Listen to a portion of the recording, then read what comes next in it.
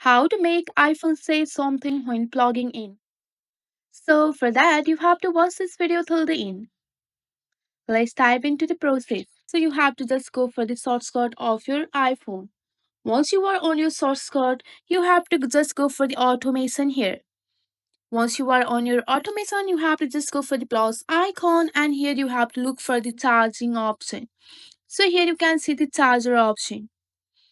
So for an example, if you want to run it immediately, just go for the run option and go for the next option here. And here you can see the speak text. Just go for that and here you have to write the text. After that, here you can see the arrow icon. Just tap on the arrow icon and here you can choose the voice. And after that, here you can listen the voice too.